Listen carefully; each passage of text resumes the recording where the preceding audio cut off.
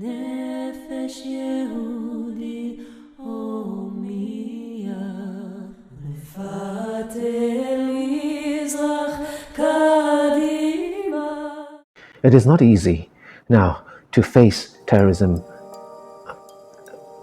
with an unequivocal attitude, because it seems politically correct to support Palestine.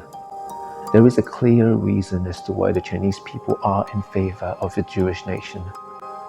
The Jewish nation is dear to us because of two great reasons: cultures of diligence, labor, and civilization, cultures of righteousness and accountability, cultures of justice and development. This is what makes the Chinese so renowned overseas, outside of China, as Jews of the East. And tied into that is the second reason as to why the Chinese people have always been in favor of Jews. In the Second World War, Germany and Japan saw the Jews and Chinese as threats to the survival of a new fascist order. And so the Japanese did a fantastic job of eradicating 6 to 7 million Chinese people systematically. A total of 20 million Chinese people lost from 1931 to 1945. The Jewish people saw these signs. They tried to avoid Hitler, but still, more than 6 million Jews perished systematically in a very efficient German war machine.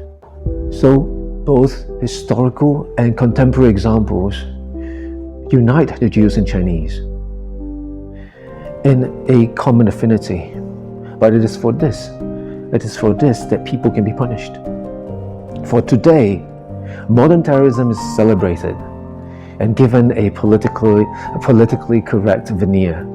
What about the State of Israel? What about China? These two have become magnificent punching bags for people all across modern politics. Suddenly, if you find that you're not able to be anti-Semitic or anti-Jewish in a contemporary academic or professional setting, you can always choose to be anti-Chinese or anti-Chinese. It is a great way to unleash all those pent-up feelings of devious racialism. I was taken to jail. I was incarcerated. If I die in the next 2 to 3 years, it will not be because I was poisoned. It will not be because I committed suicide. It will be because I murdered. Do not for a moment suppose that I have become depressed and broken to the point of wanting to take my own life. That will never happen. That kind of fight that is within us, within the Jews and Chinese, that kind of fight makes us persist despite the persecution. Even as a soy boy, even as a weak and demure Chinese person, I can tell you straight to these lenses that I was incarcerated, that I'm not afraid to say that I was chain ganged, I was brought into the back of a truck, I was cuffed, I was court-martialed, I was put in a cell, in various cells, for 7, 9, 13 persons. I crawled on my hands and feet for my food. I thrushed through fecal matter. I was told that my throat would be slit. And despite all of this, I hear only a faint echo of Auschwitz, because I know Auschwitz was 1,500 times worse than what I went through. So I have no complaints except a renewed desire to tell you that this happened. It is an echo of what can happen to the Chinese race and the Jewish people in the next 5 to 10 years. And this is the reason why the State of Israel is grappling with having to preserve herself. You have many pretenders who think that the world is supposed to be organized according to radical Islamist principles. But what the Jews did to free the world, what the Jews did to bring about righteousness and equity, what the civilized world did to create a new peace that cannot be forgotten. Hiroshima and Nagasaki, Jericho and Ai, these are horrific, but they are also a full stop to what should not be.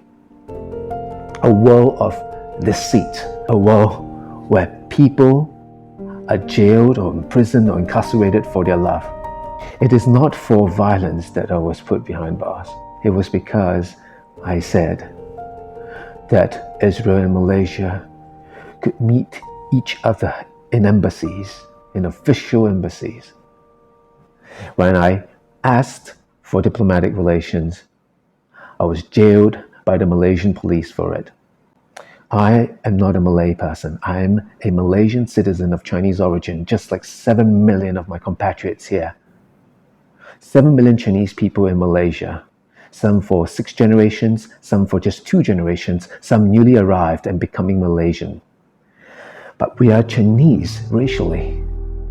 And this means that once again we can be hauled up to beachfronts, to mass graves, and stabbed to death, shot to death en masse, just to fulfill the fascist desire of a renewed Germany, a renewed Japan, a renewed Italy in the form of Palestine.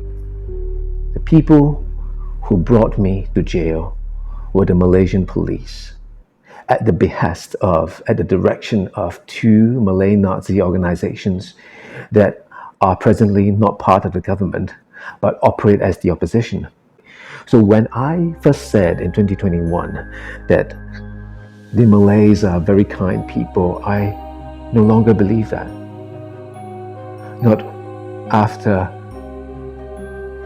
the corridors that are very much like the camps of World War II, not after I was trucked, not after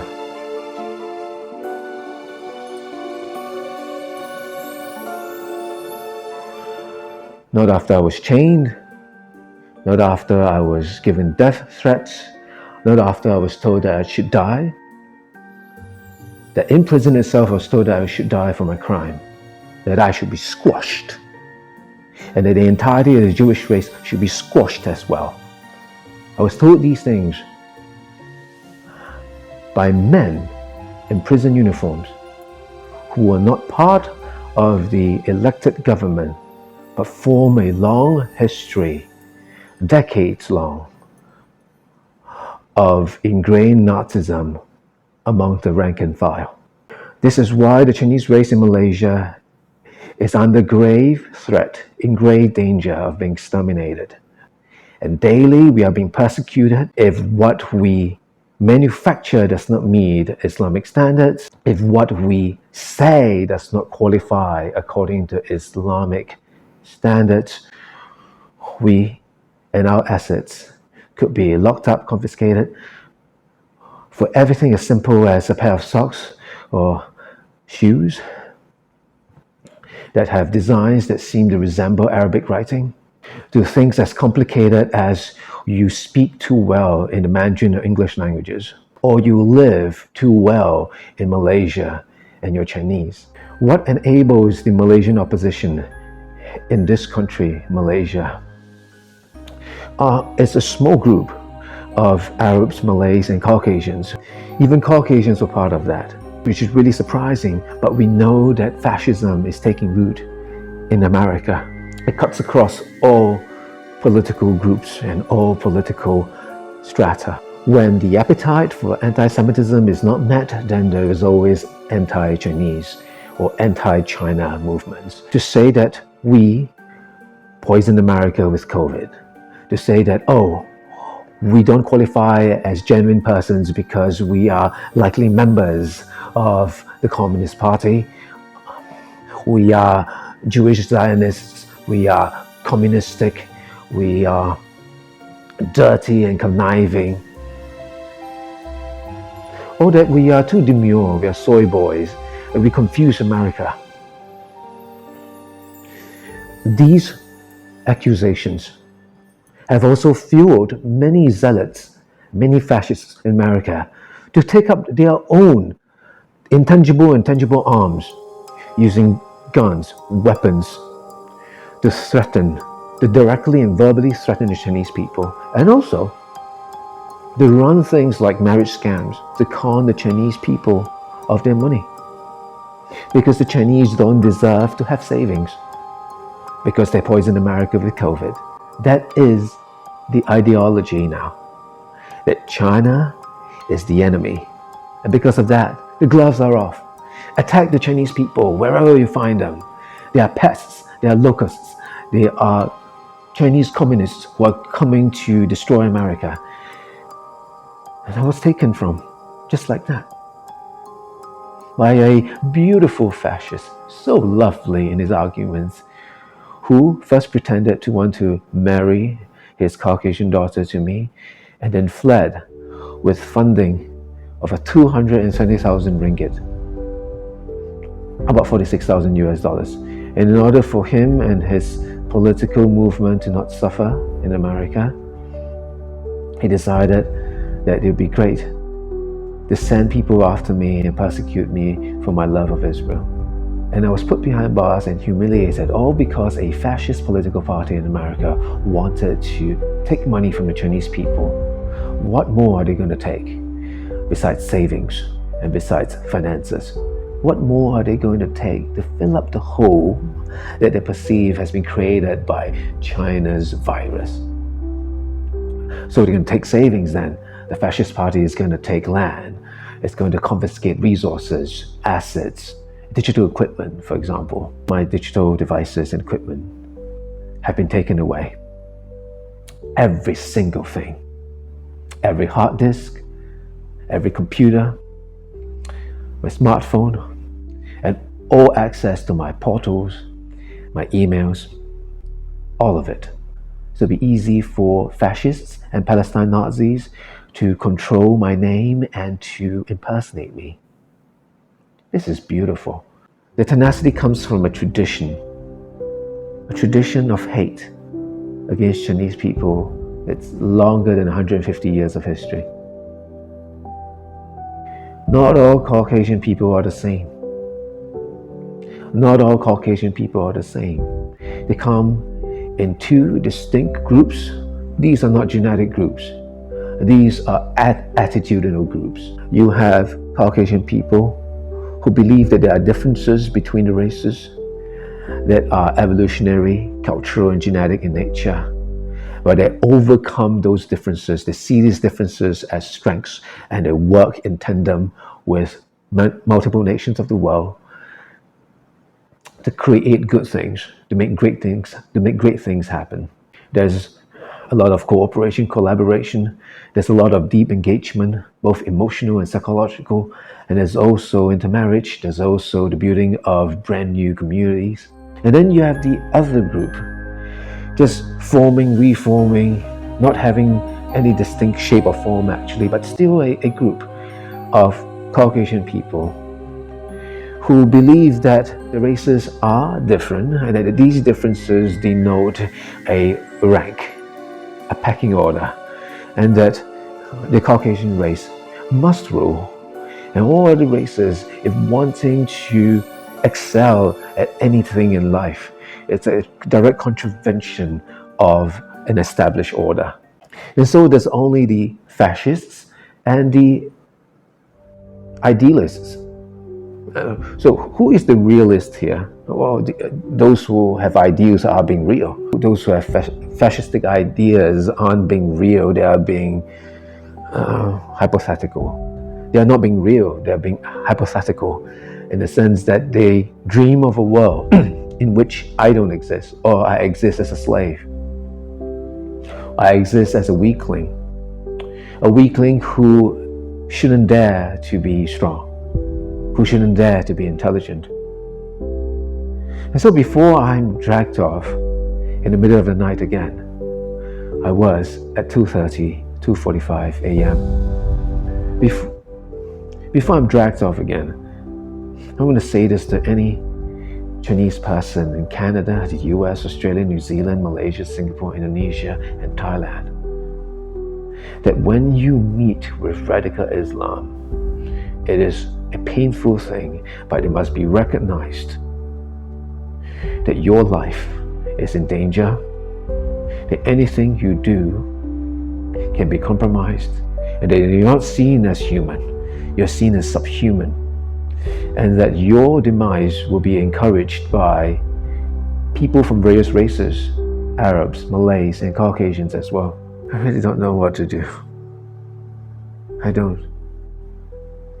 We have been in Malaysia for 600 years, and still the Malays see us as dirty pigs. And they draw caricatures of Jewish people describing them as pigs as well. The same fascism of World War II is here in Malaysia in the form of Islamic fascism. When I was taken by the police force because I had dared to argue against Fatah and Hamas, it was in front of my mother. And the fascists in that fascist party in Texas knew that. And the Palestine Nazis in the Malaysian opposition knew that, and yet they proceeded with the arrest, they proceeded with the incarceration, they proceeded with the confiscations, and did all of it just to satisfy the demands of the Palestine movement. So do not for a moment believe that Palestine is benign.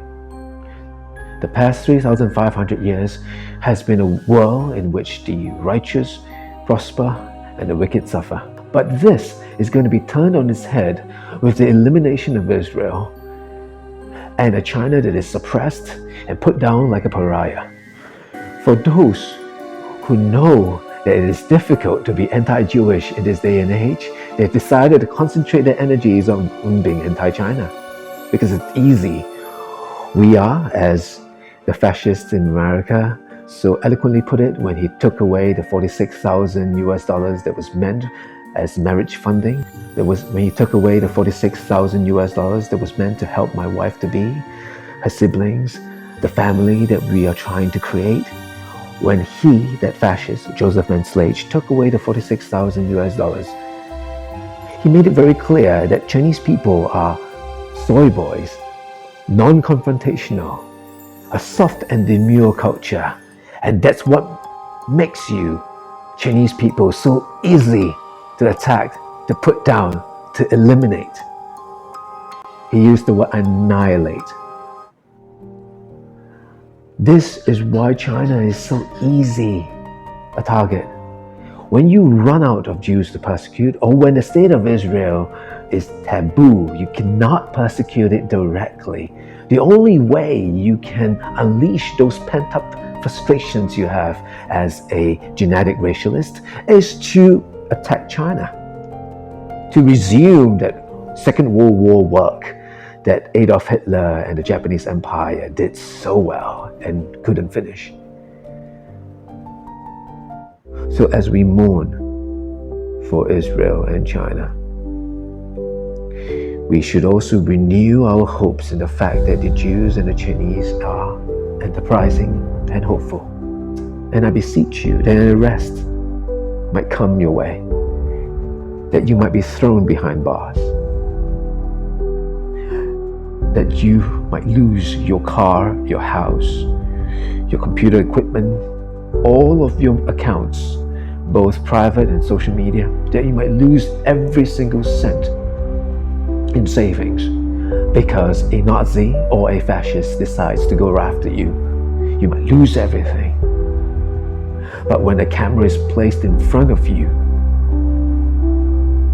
say what you have been through.